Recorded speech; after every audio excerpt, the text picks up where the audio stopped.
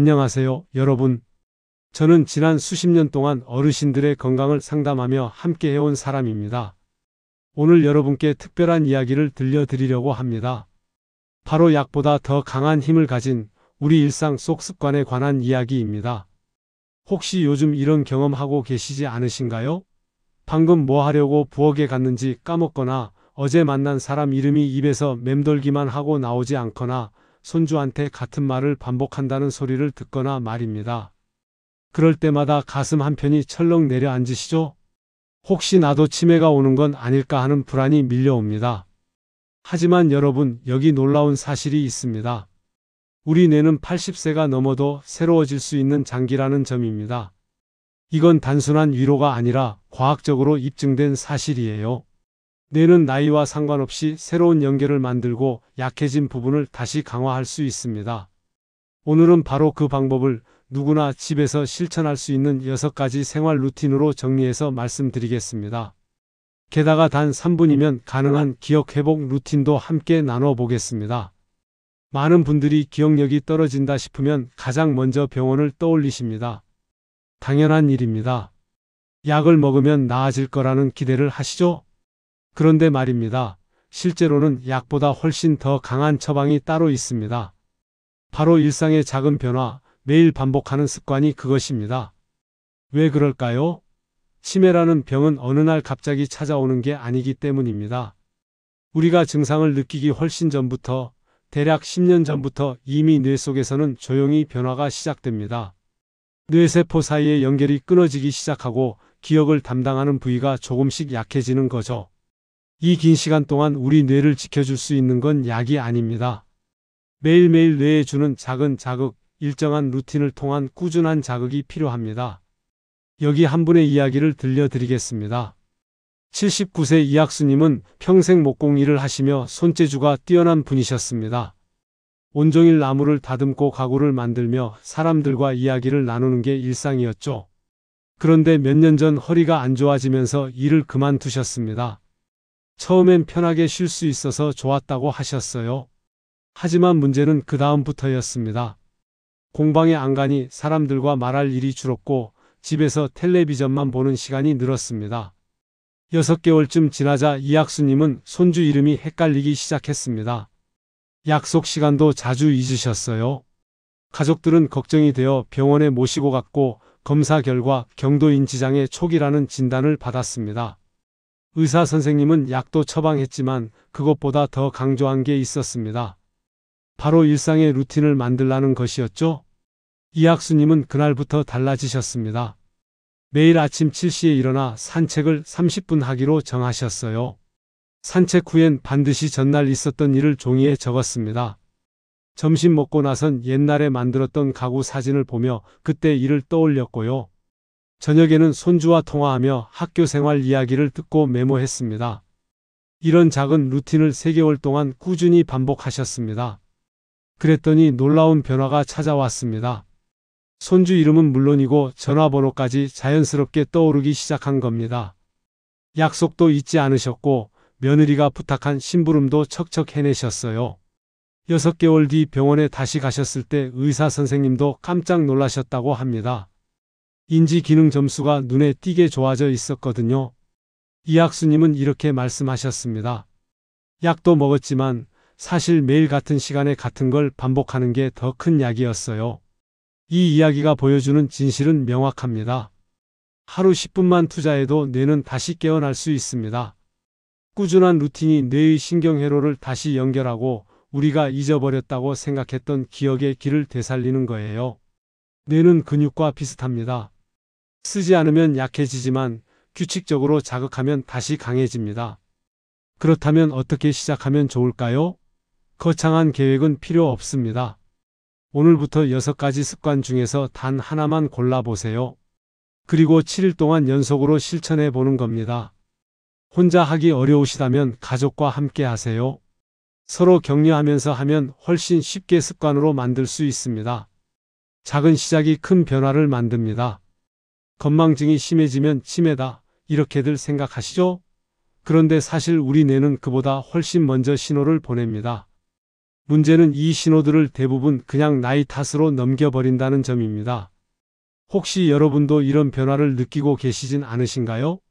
치매 초기에는 뇌의 특정 부분들이 서서히 약해집니다. 특히 전두엽이라는 곳과 해마라는 곳이 먼저 영향을 받습니다.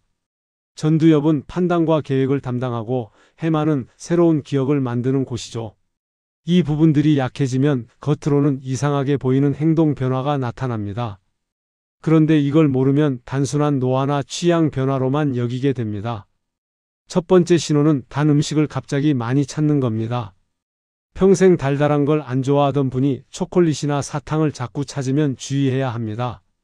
두 번째는 냄새를 잘 못 맡는 거예요. 김치 냄새나 가스 냄새처럼 원래 잘 맡던 냄새를 못 맡으면 뇌의 후각 중추에 문제가 생긴 겁니다. 세 번째는 돈 감각이 흐려지는 것입니다. 비싼 물건을 충동적으로 사거나 사기를 당해도 모르는 경우가 생깁니다. 네 번째는 시간 감각이 뒤틀리는 거예요.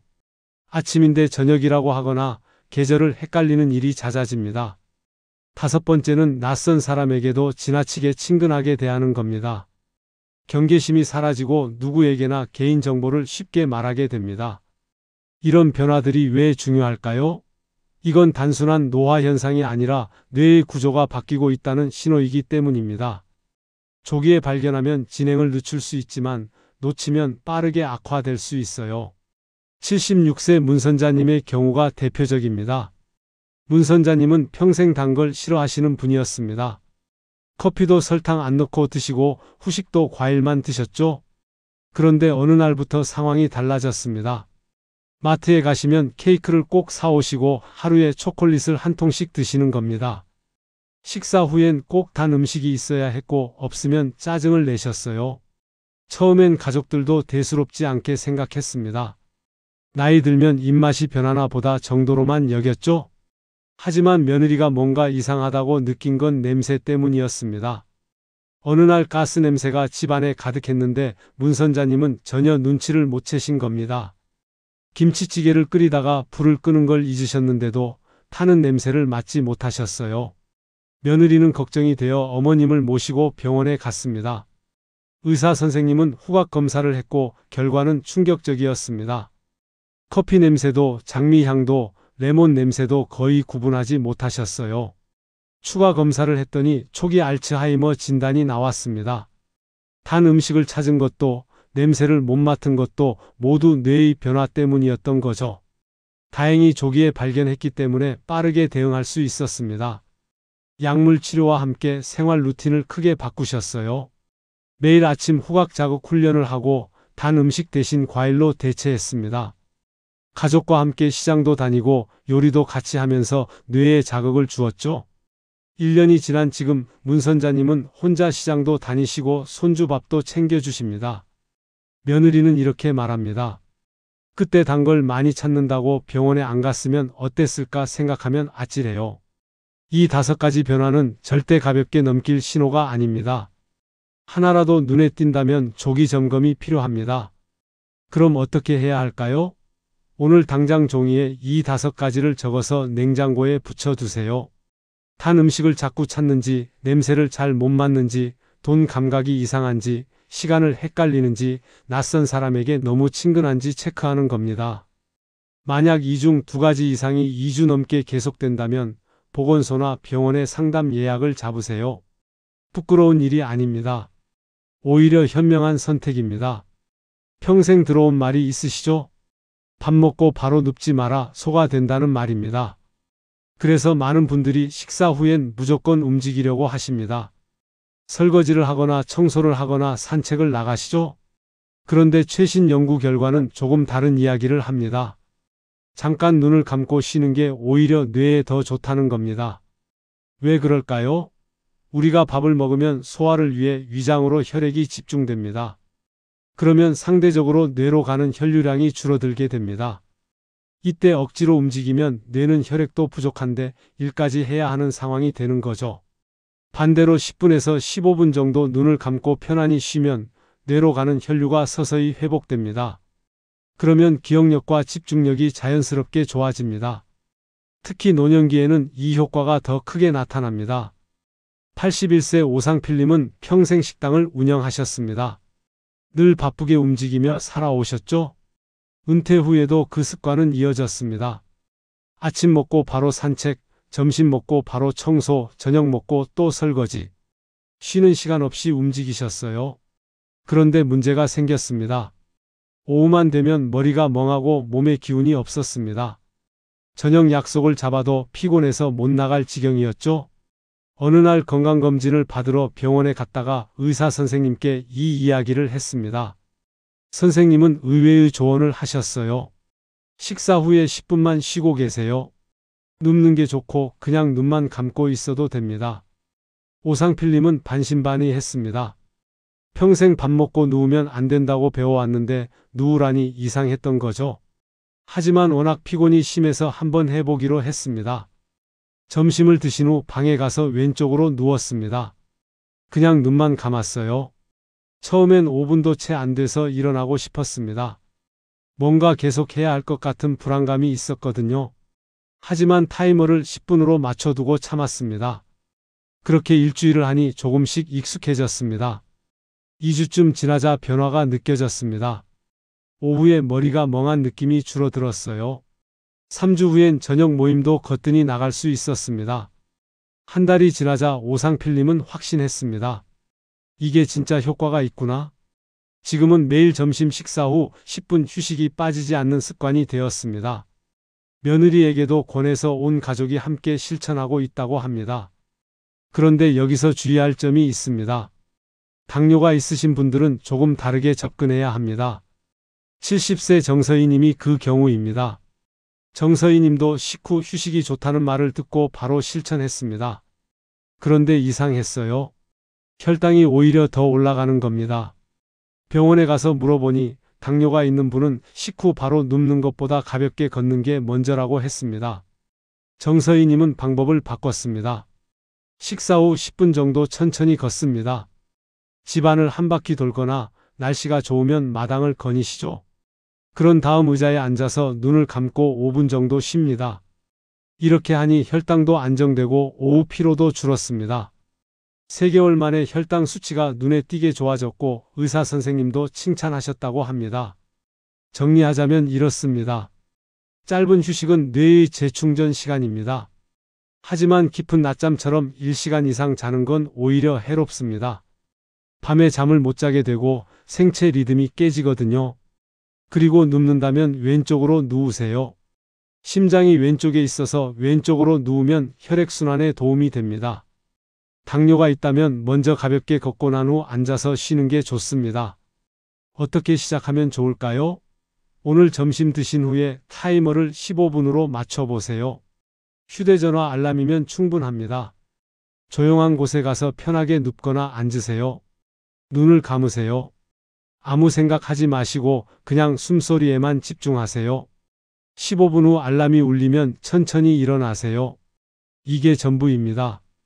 그리고 한 가지 더, 밥을 드실 때 한 입을 천천히 씹으며 음식의 향과 질감을 느껴보세요. 그 자체가 뇌 운동입니다. 눈을 감고 씹으면 미각과 후각이 더 날카로워지면서 뇌가 깨어납니다. 이 나이에 무슨 운동이냐? 이렇게 말씀하시는 분들 많으시죠? 밖에 나가서 걷는 것도 힘들고 헬스장은 더더욱 엄두가 안 나고.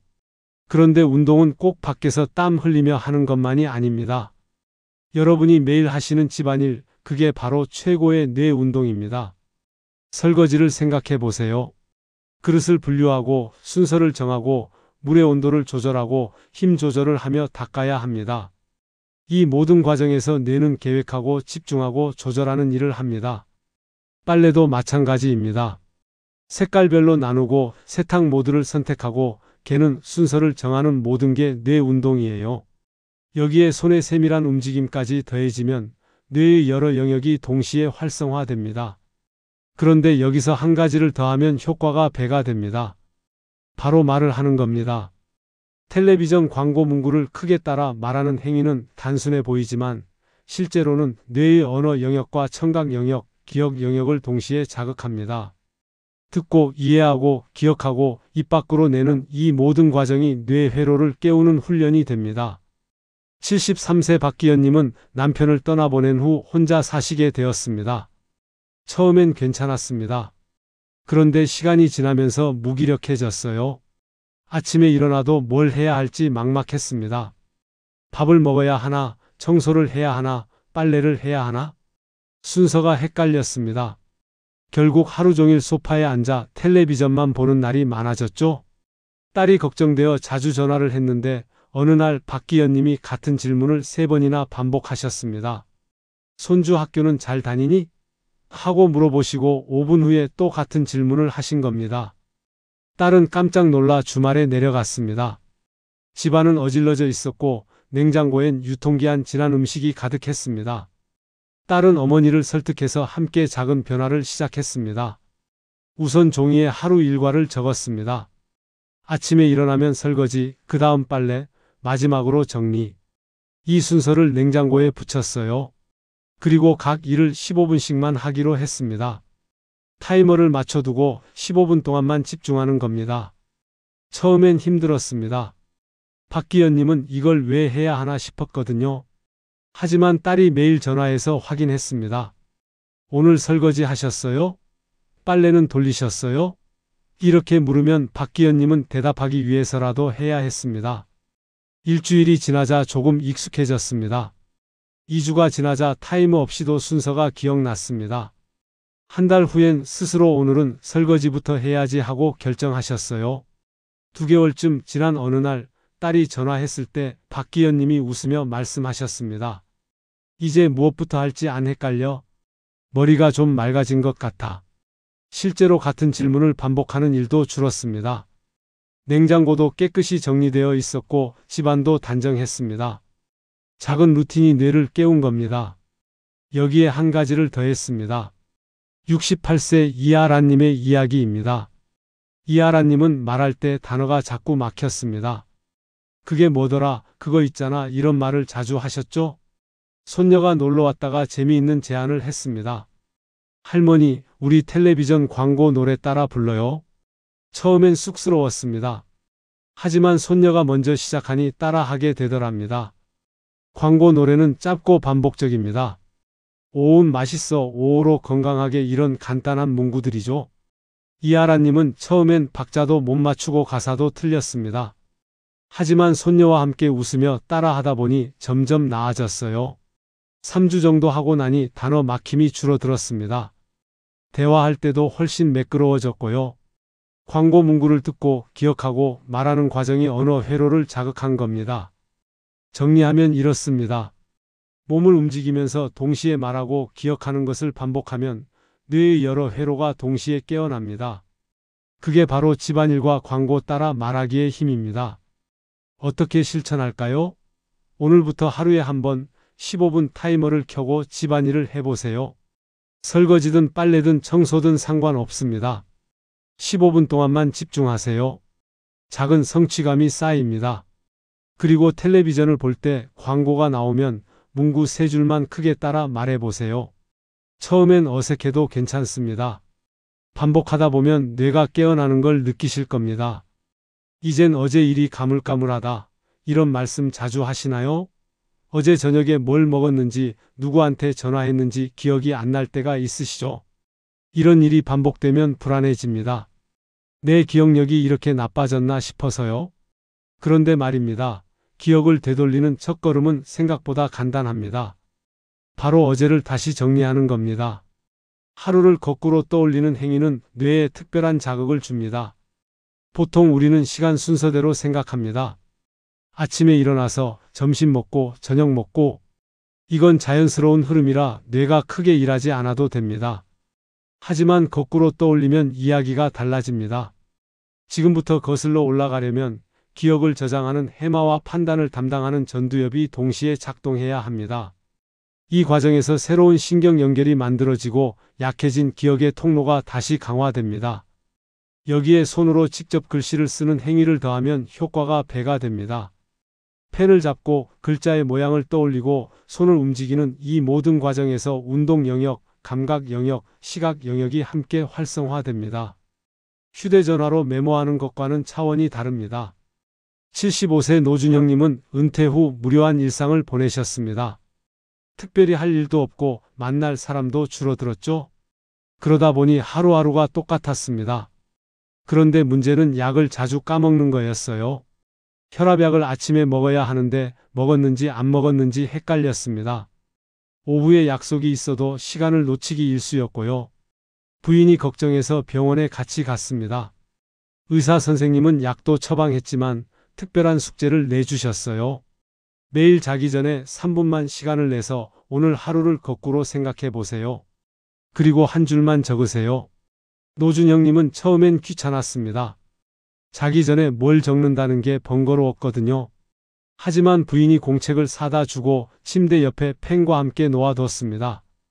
첫날 밤 노준영님은 눈을 감고 하루를 떠올려 봤습니다. 지금 누워있고 그 전에 텔레비전을 봤고 그 전에 저녁을 먹었고 점심은 뭘 먹었더라? 이렇게 거슬러 올라가는데 집중이 필요했습니다. 3분이 꽤 길게 느껴졌어요. 그리고 오늘 공원 산책, 김씨와 장기라고 짧게 적었습니다. 이틀째, 사흘째도 비슷했습니다. 그런데 일주일쯤 지나자 조금 달라졌습니다. 하루를 떠올리는 게 조금 더 수월해졌어요. 그리고 신기하게도 낮에 이거 오늘 밤에 적어야지 하는 생각이 들면서 하루를 더 의식하며 보내게 되었습니다. 2주 후엔 약 먹는 것도 잊지 않게 되었습니다. 왜냐하면 전날 밤 일기에 약 먹음이라고 적으니까 다음 날도 그걸 적으려고 의식하게 된 거죠. 6주가 지났을 때 변화는 확실했습니다. 약속 시간을 놓치는 일이 없어졌어요. 약도 정확히 챙겨 먹었고요. 부인도 깜짝 놀랐습니다. 당신 요즘 기억력이 좋아진 것 같아. 노준영님은 이제 잠들기 전 3분 회상이 하루의 마무리가 되었습니다. 그날을 정리하니 머리도 맑고 마음도 편안했습니다. 그런데 여기서 끝이 아닙니다. 아침에 할 수 있는 또 다른 습관이 있습니다. 바로 서서 양말을 신는 겁니다. 간단해 보이지만 이게 생각보다 어렵습니다. 한 발로 서서 균형을 잡고 몸을 숙이고 양말을 신는 이 모든 동작이 균형 감각과 집중력을 필요로 합니다. 균형 감각은 손해와 연결되어 있고 손해는 다시 기억과 연결됩니다. 균형을 잡으려고 노력하면 뇌연류가 증가하고 이게 하루를 시작하는 자극이 됩니다.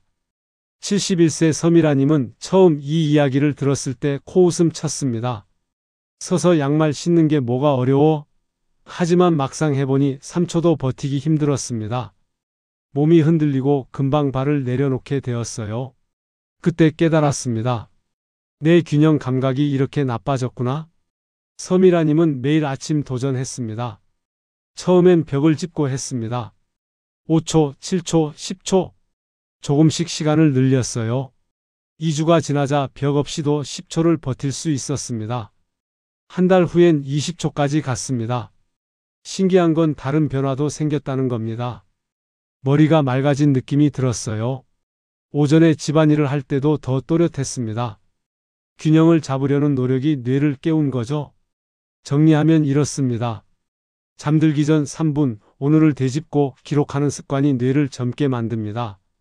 그리고 아침엔 서서 양말을 신으며 균형 감각을 단련하세요. 작은 움직임 하나가 뇌연류를 깨우는 자극이 됩니다. 어떻게 실천할까요? 오늘 밤부터 시작하세요. 잠들기 전 3분만 눈을 감고 하루를 거꾸로 떠올려 보세요. 지금 이 순간부터 저녁, 낮, 아침 순서로 거슬러 올라가는 겁니다. 그리고 한 줄만 적으세요. 오늘 했다 이 정도면 충분합니다. 침대 옆에 공책과 펜을 준비해 두면 더 쉽습니다. 그리고 내일 아침 양말을 신을 때 벽을 짚고 한 발로 써보세요. 처음엔 10초만 버텨도 훌륭합니다. 점점 시간을 늘려가세요. 이 두 가지 습관이 여러분의 하루를 다르게 만들 겁니다. 여러분, 여기까지 함께 해주셔서 감사합니다. 오늘 제가 말씀드린 6가지 습관을 다시 한번 떠올려 보세요. 약보다 먼저 시작하는 생활 루틴, 치매의 조기 신호를 알아차리는 관찰력, 식후 10분의 짧은 휴식, 15분 집안일과 광고 따라 말하기, 그리고 3분 역순 회상과 서서 양말 신기까지. 이 모든 것들이 특별한 도구나 돈이 필요하지 않습니다. 오늘 당장 지금 이 순간부터 시작할 수 있는 것들입니다. 치매는 피할 수 없는 운명이 아닙니다. 우리 뇌는 나이가 들어도 변할 수 있고 회복할 수 있는 놀라운 장기입니다. 80세가 넘어도 새로운 신경 연결이 만들어집니다. 중요한 건 포기하지 않는 것, 그리고 작은 습관을 꾸준히 반복하는 것입니다. 오늘부터 단 한 가지만 골라보세요. 6가지가 부담스럽다면 하나만 하셔도 됩니다. 식후 10분 눈 감고 쉬기, 이것만 해도 좋습니다. 아니면 잠들기 전 3분 회상 일기, 이것도 훌륭합니다. 중요한 건 시작하는 겁니다. 작은 한 걸음이 큰 변화를 만듭니다. 혼자 하기 어렵다면 가족에게 이야기해 보세요. 함께하면 더 쉽고 재미있습니다. 서로 격려하며 실천하다 보면 어느새 습관이 됩니다. 그리고 그 습관이 여러분의 뇌를, 여러분의 기억을, 여러분의 내일을 지켜줄 겁니다. 이 모든 습관이 여러분의 뇌를 지키는 가장 따뜻한 처방이 될 것입니다. 당신의 내일이 오늘보다 조금 더 또렷해지길, 어제보다 조금 더 편안해지길 저는 진심으로 응원합니다.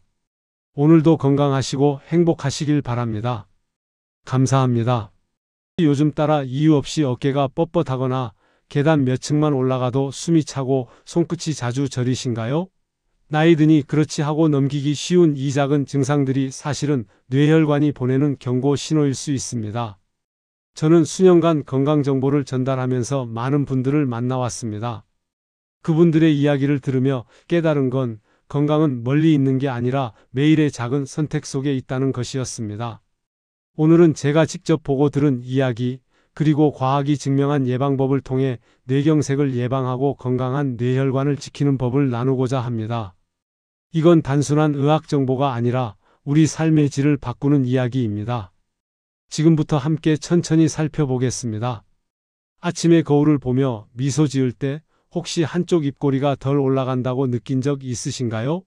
아니면 계단을 조금만 올라도 숨이 차거나 손발이 자주 차가워지는 증상을 경험하시진 않으셨나요? 많은 분들이 이런 증상을 그저 나이 탓으로 여기고 넘어갑니다. 하지만 이건 단순한 노화가 아니라 혈관 속에서 시작된 미세한 막힘의 신호일 수 있습니다. 우리 몸은 참 영리합니다. 문제가 생기면 반드시 신호를 보내거든요. 다만 그 신호가 너무 작고 일상적이어서 우리가 놓치는 경우가 많을 뿐입니다. 뇌경색은 절대 갑자기 오는 병이 아닙니다.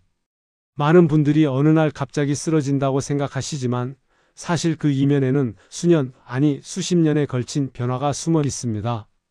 마치 오래된 수도관에 녹이 스며들듯 우리 혈관도 서서히 좁아지고 딱딱해집니다. 처음엔 혈관벽에 작은 염증이 생기고 그곳에 지방 성분이 쌓이기 시작합니다. 이 과정이 몇 년씩 반복되면서 혈관은 점점 좁아지죠. 문제는 혈관이 80% 이상 막히기 전까지는 우리가 증상을 거의 느끼지 못한다는 겁니다. 혈관이 절반쯤 막혀도 몸은 나름대로 적응하며 버팁니다. 하지만 어느 순간 임계점을 넘으면 그때부터는 작은 신호들이 나타나기 시작합니다. 71세 박노현 씨의 이야기를 들려드리고 싶습니다. 박노현 씨는 평범한 아침을 맞이했습니다. 늘 하던 대로 일어나 화장실로 향했고 세면대 앞에서 양치를 시작했습니다. 그런데 거울을 보던 중 이상한 걸 느끼셨습니다. 평소와 다르게 한쪽 볼이 잘 움직이지 않는 것 같았습니다. 처음엔 잠을 잘못 자서 그런가 싶어 그냥 넘기려 했습니다. 하지만 며칠이 지나도 증상이 계속되자 불안해지기 시작했습니다. 가족들에게 말씀드렸더니 딸이 바로 병원에 가자고 했습니다. 그렇게 병원을 찾은 박노현 씨는 검사를 받았고 의사로부터 혈관 탄력 저하 초기 판정을 받았습니다. 다행히 아직 심각한 단계는 아니었지만 방치했다면 큰 문제로 이어질 수 있는 상황이었습니다. 의사는 생활습관 개선을 강조했습니다. 그때부터 박노현 씨는 매일 아침 30분씩 걷기 시작했습니다. 처음엔 힘들었습니다. 몇 걸음만 걸어도 숨이 차고 다리가 무거웠습니다. 하지만 포기하지 않았습니다. 일주일, 한 달, 두 달이 지나면서 몸이 달라지기 시작했습니다. 식습관도 바꿨습니다. 짜게 먹던 습관을 고치고 채소 위주의 식사를 하기 시작했습니다. 그 결과 3개월 후 그분은 놀라운 변화를 경험했습니다. 그토록 괴롭히던 어지럼이 사라졌고 계단 오르기가 다시 가벼워졌습니다. 얼굴 근육도 예전처럼 자연스럽게 움직였습니다. 정기검진에서 혈관 상태도 호전됐다는 결과를 받았습니다. 지금도 꾸준히 걷기를 실천하고 계시며 주변 분들께 자신의 경험을 나누고 계십니다. 이 이야기가 주는 교훈은 명확합니다. 조기 신호를 놓치지 않는 눈이 가장 좋은 의사라는 것입니다. 우리 몸이 보내는 작은 신호에 귀 기울여야 합니다. 얼굴, 손, 다리의 균형과 감각을 매일 잠깐이라도 점검해 보세요. 어렵지 않습니다. 아침에 거울 앞에 섰을 때 양쪽 입꼬리가 똑같이 올라가는지 확인해 보세요. 양팔을 앞으로 쭉 뻗었을 때 한쪽이 처지지는 않는지 살펴보세요. 발끝으로 서 봤을 때 균형이 잘 잡히는지 느껴보세요. 이 간단한 점검이 3초면 충분합니다. 만약 증상이 반복된다면 주저하지 말고 주치의와 상담하세요. 늦지 않았을 때 시작하는 것, 그게 가장 현명한 선택입니다. 우리 몸의 기관 중 가장 많은 산소와 에너지를 쓰는 곳이 어딘지 아시나요? 바로 뇌입니다. 놀랍게도 뇌는 우리 몸무게의 2%밖에 차지하지 않지만 혈액의 25%, 산소의 20%를 소비합니다. 생각해 보세요. 손바닥만 한 크기의 장기가 우리 몸 전체 에너지의 4분의 1을 쓰고 있다는 겁니다. 그만큼 뇌는 쉬지 않고 일하는 기관입니다. 우리가 자는 동안에도 쉬고 있다고 느낄 때도 뇌는 계속 활동합니다. 기억을 정리하고 호르몬을 조절하고 몸의 균형을 유지합니다. 바로 이런 이유 때문에 뇌로 가는 혈류가 막히면 큰 문제가 생깁니다. 다른 장기들은 혈류가 잠깐 줄어들어도 어느 정도 버틸 수 있지만 뇌는 그렇지 않습니다. 혈류가 단 몇 분만 막혀도 뇌세포는 손상되기 시작합니다. 혈관이 막히는 과정은 조용하지만 꾸준히 진행됩니다. 처음엔 아주 미세한 염증으로 시작합니다. 이 염증은 혈관 내벽에 상처를 만들고 그 상처에 콜레스테롤과 지방이 달라붙습니다.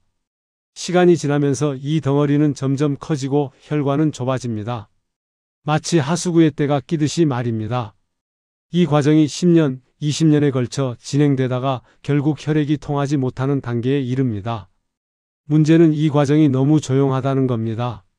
혈관이 절반 이상 막혀도 특별한 증상이 없는 경우가 많습니다. 그러다가 어느 순간부터 몸이 신호를 보내기 시작합니다. 피로감이 늘어나고 두통이 잦아지고 집중력이 떨어집니다. 하지만 대부분 이런 증상을 나이 탓이라고 생각하고 넘어갑니다. 스트레스 때문이겠지, 잠을 못 자서 그렇겠지 하면서 말이죠.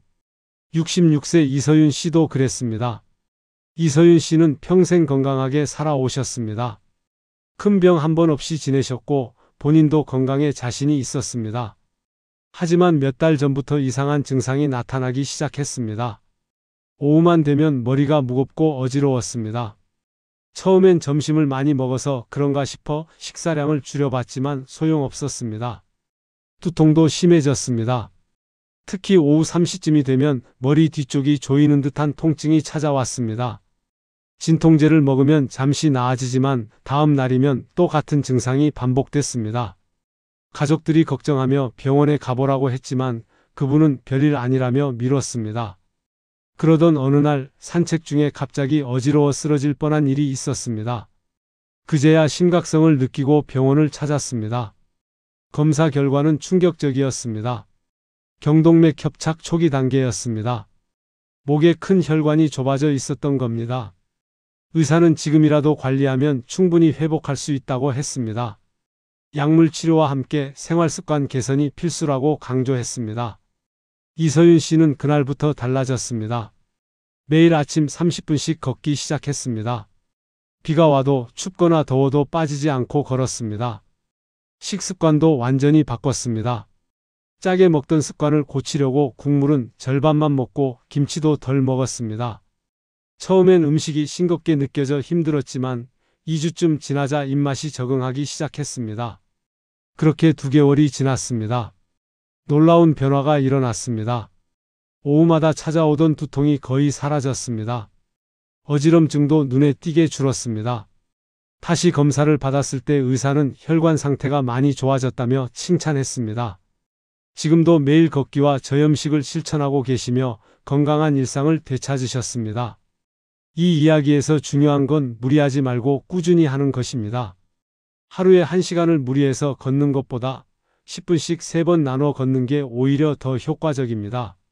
실제로 연구 결과를 보면 짧은 시간이라도 자주 움직이는 게 혈류 개선에 도움이 된다고 합니다.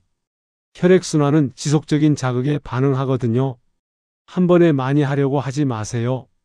오늘 10분, 내일 10분, 모레 10분 이렇게 쌓이는 게 힘입니다. 식습관도 마찬가지입니다. 갑자기 모든 걸 바꾸려고 하면 힘듭니다.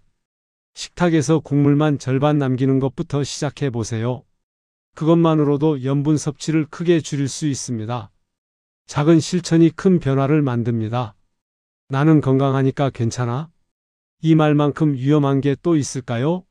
많은 분들이 자신은 예외라고 생각합니다. 평생 담배도 안 피우고 술도 안 마셨으니 매일 산책하니 건강검진 결과가 괜찮으니 괜찮을 거라고 믿습니다. 하지만 뇌경색은 그런 믿음을 가리지 않습니다. 건강하다고 생각한 사람에게도 조심하며 살아온 사람에게도 찾아올 수 있습니다. 뇌경색은 예고 없이 오는 것처럼 보이지만 사실은 오랫동안 쌓여온 결과입니다. 그동안 우리가 놓쳤던 작은 신호들, 무시했던 증상들이 쌓이고 쌓여 어느 순간 터지는 겁니다. 가장 큰 문제는 대응 속도입니다. 뇌경색이 발생하면 시간이 곧 생명입니다. 뇌혈류가 차단된 후 4시간 30분, 이 시간이 골든타임입니다. 이 시간 안에만 혈전을 녹이는 치료를 할 수 있습니다. 4시간 30분이 지나면 치료 효과가 급격히 떨어집니다. 뇌세포는 산소 공급이 끊기면 몇 분 안에 죽기 시작하거든요. 그래서 증상이 나타났을 때 얼마나 빨리 병원에 도착하느냐가 회복 가능성을 좌우합니다. 문제는 많은 분들이 증상을 알아채지 못하거나 알아채도 대수롭지 않게 여긴다는 겁니다. 조금 쉬면 괜찮아지겠지, 하루만 지나면 나아지겠지 하면서 시간을 흘려보냅니다. 그 사이 골든타임은 지나가고 뇌세포는 돌이킬 수 없이 손상됩니다. 74세 최명자 씨의 이야기는 정말 다행스러운 경우입니다. 최명자 씨는 평소 손주들을 무척 아끼셨습니다. 그날도 손주가 놀러와서 함께 시간을 보내고 있었습니다. 손주가 가져온 그림책을 보며 이야기를 나누던 중이었습니다. 그런데 갑자기 말이 꼬이기 시작했습니다. 평소 또박또박 말씀하시던 분이 갑자기 말을 더듬고 단어가 잘 떠오르지 않았습니다. 손주에게 뭔가 말하려는데 입이 제대로 움직이지 않았습니다. 당황한 손주가 할머니를 불렀지만 대답이 이상했습니다. 그때 옆방에 계시던 남편분이 이상한 기척을 느끼고 들어오셨습니다. 아내의 모습을 본 순간 심상치 않다는 걸 직감했습니다.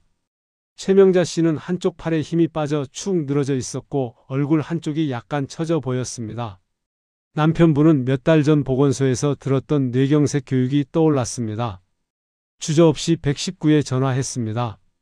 상황을 설명하자 구급대원이 즉시 출동했고 10분 만에 도착했습니다. 구급차 안에서 응급처치를 받으며 병원으로 이송됐습니다. 병원 도착 후 바로 검사가 진행됐고 뇌경색 진단을 받았습니다. 다행히 발병 후 1시간도 채 지나지 않은 시점이었습니다. 의료진은 즉시 혈전용의 치료를 시작했습니다. 이 치료는 시간이 생명인 치료입니다. 빨리 시작할수록 효과가 좋습니다. 최명자 씨의 경우 골든타임 안에 치료를 시작할 수 있었습니다. 며칠간 집중 치료를 받고 이어서 재활치료에 들어갔습니다. 처음엔 팔다리가 잘 움직이지 않아 힘들었지만 재활치료사의 도움을 받아 꾸준히 노력했습니다. 가족들도 곁에서 힘을 보탰습니다. 그 결과 3주 만에 기적처럼 일상으로 돌아올 수 있었습니다. 말도 다시 또박또박 할 수 있게 됐고 팔다리 움직임도 거의 회복됐습니다. 의사는 이렇게 빠른 회복은 초기 대응이 완벽했기 때문이라고 말했습니다. 만약 조금만 늦었어도 결과는 달랐을 거라고 했습니다. 이 사례가 주는 교훈은 명확합니다. 준비된 사람이 생명을 구합니다. 누구나 당황할 수 있습니다. 그래서 평소에 뇌경색 증상을 알아두는 게 중요합니다. 얼굴이 한쪽으로 처지거나 팔다리에 힘이 빠지거나 말이 어눌해지면 바로 의심해야 합니다. 이걸 쉽게 기억하는 방법이 있습니다. 얼굴 확인하기, 팔 들어보기, 말하기 시켜보기, 이 세 가지입니다. 하나라도 이상하면 즉시 119에 전화해야 합니다. 조금 쉬면 괜찮아지겠지 하는 생각은 위험합니다. 몇 분이 생사를 가릅니다. 집 냉장고에 이 세 가지 증상을 적어 붙여두세요. 가족끼리 이상하면 바로 119에 전화하자고 약속해 두세요. 이런 준비가 실제로 생명을 구합니다. 비싼 건강식품보다 가까운 마트에 답이 있다는 말 믿으시나요? 많은 분들이 건강을 위해 값비싼 영양제를 드십니다. 물론 필요한 경우도 있습니다. 하지만 우리 주변에 있는 흔한 과일들이 때로는 그 어떤 영양제보다 강력한 힘을 발휘합니다. 오늘 소개할 세 가지 과일, 포도와 오디와 토마토가 바로 그 주인공입니다. 이 세 가지는 그저 맛있는 과일이 아닙니다. 뇌혈관을 지키는 천연약이 됩니다. 이 과일들의 공통점이 뭘까요? 바로 진한 색깔입니다. 포도의 보랏빛, 오디의 검은빛, 토마토의 붉은빛, 이 색깔들은 단순히 보기 좋으라고 있는 게 아닙니다. 그 색 안에 우리 혈관을 지키는 성분이 가득 들어 있습니다. 포도 껍질에는 레스베라트롤이라는 성분이 있습니다. 이름은 어렵지만 하는 일은 간단합니다. 혈관을 유연하게 만들어줍니다. 마치 딱딱한 고무줄을 부드럽게 만드는 것처럼요. 오디에는 안토시아닌이 풍부합니다. 이 성분은 혈관 벽을 튼튼하게 만들어줍니다. 상처받기 쉬운 혈관 내벽을 보호하는 방패 역할을 하는 셈이죠. 토마토의 빨간색은 라이코펜이라는 성분 때문입니다. 이 성분은 혈관에 쌓인 노폐물을 청소해 줍니다. 혈관 속 청소부라고 할 수 있습니다. 이 세 가지 성분은 모두 항산화 작용을 합니다. 우리 몸에서 생기는 해로운 물질들을 없애주는 겁니다. 혈관의 노화를 늦추고 염증을 줄이고 혈전이 생기는 걸 막아줍니다. 69세 문혜진 씨는 이 세 가지 과일로 건강을 되찾았습니다. 문혜진 씨는 평소 간식을 좋아하셨습니다. 특히 달콤한 과자와 빵을 즐겨 드셨죠? 하지만 건강검진에서 혈압이 높게 나오고 혈중 지질 수치도 좋지 않다는 결과를 받았습니다. 의사는 식습관 개선이 필요하다고 했습니다. 문혜진 씨는 고민했습니다.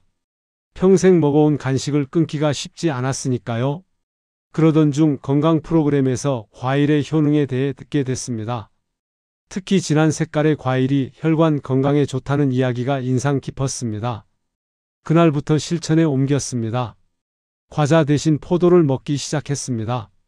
냉동실에 오디를 항상 준비해두고 출출할 때마다 몇 알씩 먹었습니다. 토마토는 매일 저녁 반찬으로 올렸습니다. 처음엔 과자가 그리웠습니다. 하지만 일주일쯤 지나자 과일의 자연스러운 단맛이 입에 맞기 시작했습니다. 한 달이 지나고 두 달이 지나면서 몸의 변화가 느껴졌습니다. 오후만 되면 찾아오던 피로감이 줄었습니다. 예전에는 점심 먹고 나면 졸음이 쏟아져 낮잠을 자곤 했는데 이제는 그럴 필요가 없었습니다. 머리도 한결 맑아진 느낌이었습니다. 8주 후 다시 검진을 받았습니다. 결과는 놀라웠습니다. 혈압이 정상 범위로 돌아왔고 혈중 지질 수치도 개선됐습니다. 의사는 이 정도 개선은 흔치 않다며 칭찬했습니다. 문혜진 씨는 지금도 매일 이 세 가지 과일을 드시고 계십니다.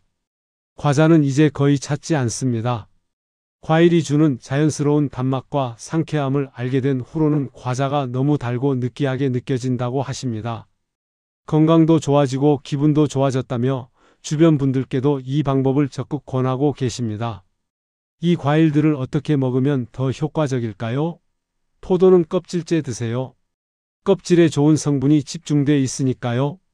씻을 때는 베이킹 소다를 푼 물에 담갔다가 흐르는 물에 헹구면 깨끗합니다. 오디는 생과일을 구하기 어려우니 냉동 제품을 활용하세요. 냉동에도 영양소는 거의 그대로 남아 있습니다. 아침 요구르트에 몇 알 넣어 먹거나 우유와 함께 갈아 스무디로 만들어도 좋습니다. 토마토는 완숙된 것을 고르세요. 빨갛게 익을수록 라이코펜 함량이 높아집니다. 올리브오일과 함께 먹으면 흡수율이 높아집니다. 달걀과 함께 볶아 먹으면 한 끼 반찬으로도 훌륭합니다. 이 세 가지 과일을 함께 섭취하면 시너지 효과가 납니다. 혈관 청소와 탄력 회복, 혈전 방지가 동시에 이루어지는 겁니다. 장 보러 갈 때 진한 색깔 삼총사를 먼저 카트에 담으세요. 매일 조금씩이라도 꾸준히 먹는 게 중요합니다. 많은 분들이 이렇게 말씀하십니다. 이 나이에 뭘 바꾸겠어? 평생 해온 습관을 이제 와서 바꾸는 게 가능하겠어? 너무 늦은 건 아닐까? 이런 생각 충분히 이해합니다. 변화는 어렵고 두렵습니다. 하지만 여기 희망적인 소식이 있습니다. 우리 몸은 나이로 반응하지 않습니다. 습관에 반응합니다. 70세든 80세든 오늘부터 좋은 습관을 시작하면 몸은 반응합니다. 생각보다 빠르게, 생각보다 확실하게 변화가 일어납니다. 혈관 건강은 단기간의 노력보다 꾸준한 루틴이 핵심입니다. 일주일 동안 열심히 하고 그만두는 것보다 매일 조금씩이라도 계속하는 게 훨씬 효과적입니다. 수면, 스트레스, 식단, 걷기, 이 네 가지가 함께 맞물릴 때 회복 속도는 달라집니다. 하나만 잘해도 도움이 되지만 네 가지가 함께 작동하면 몸은 놀라운 변화를 보여줍니다. 잠을 충분히 자면 혈관이 회복할 시간을 갖습니다. 스트레스를 줄이면 혈압이 안정됩니다. 좋은 음식을 먹으면 혈관에 영양이 공급됩니다. 규칙적으로 걸으면 혈액순환이 좋아집니다. 이 네 가지는 서로 도우며 시너지를 만듭니다. 63세 한도연 씨의 이야기를 들려드리고 싶습니다. 한도연 씨는 몇 년 전 퇴직 후 무료한 시간을 보내고 계셨습니다. 특별히 할 일도 없고 취미도 없었습니다. 하루하루가 그냥 지나갔습니다. 그러다 보니 생활 리듬이 흐트러졌습니다. 밤늦게까지 텔레비전을 보다 새벽에 잠들고 점심때쯤 일어나는 생활이 반복됐습니다. 식사도 불규칙했습니다. 아침은 거르고 점심은 대충 라면으로 때우고 저녁만 제대로 먹었습니다. 움직이는 일도 거의 없었습니다. 밖에 나갈 일이 없으니 하루 종일 집에만 있었습니다. 그러던 중 건강검진에서 경고를 받았습니다. 혈압이 높고 혈당도 정상보다 높았습니다. 의사는 이대로 가면 큰 병이 올 수 있다고 경고했습니다. 한도연 씨는 충격을 받았습니다. 그동안 자신의 건강을 너무 방치했구나 싶었습니다. 그날부터 변화를 결심했습니다. 하지만 어디서부터 시작해야 할지 막막했습니다. 의사는 한 번에 모든 걸 바꾸려 하지 말고 작은 것부터 하나씩 시작하라고 조언했습니다. 한도연 씨는 달력을 준비했습니다. 그리고 3가지 목표를 정했습니다.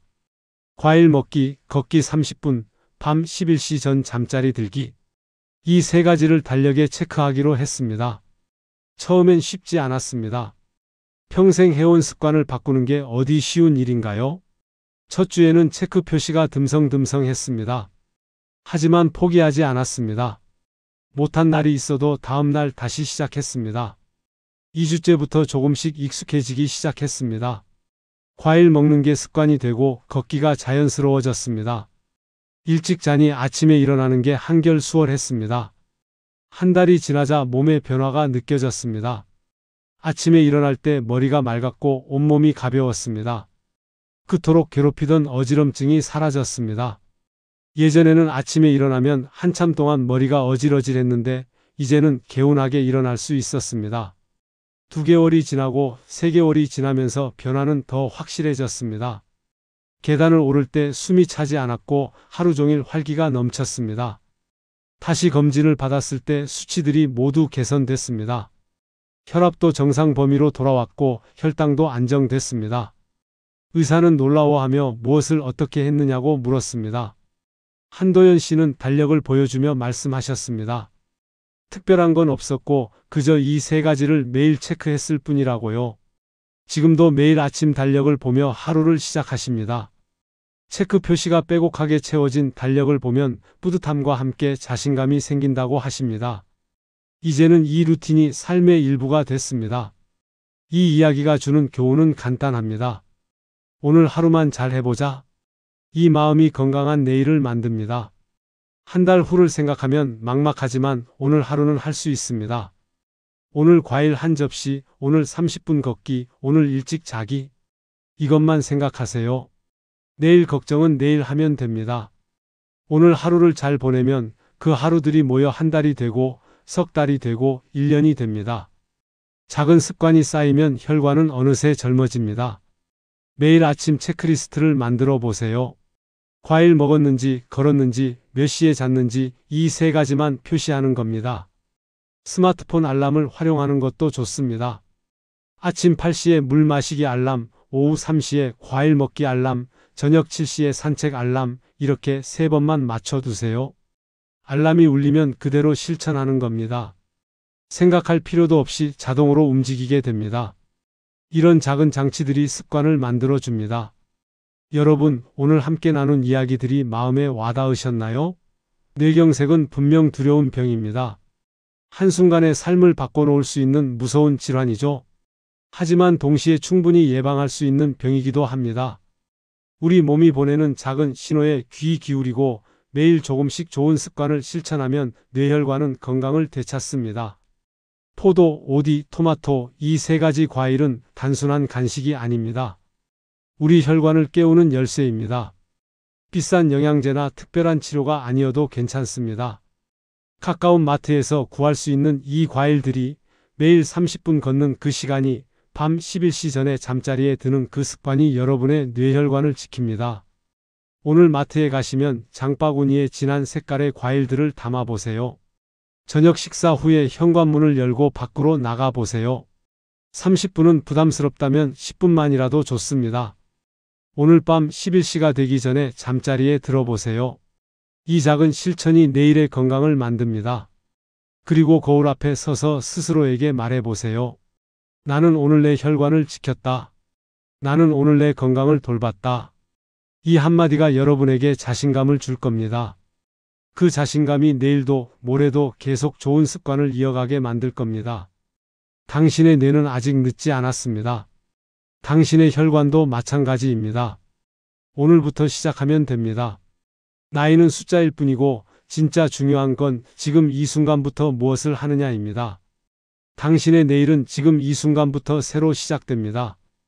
건강한 뇌혈관과 함께 더 밝은 내일을 맞이하시길 진심으로 응원합니다. 오늘 하루 여러분 모두 건강하고 행복하게 보내세요. 감사합니다.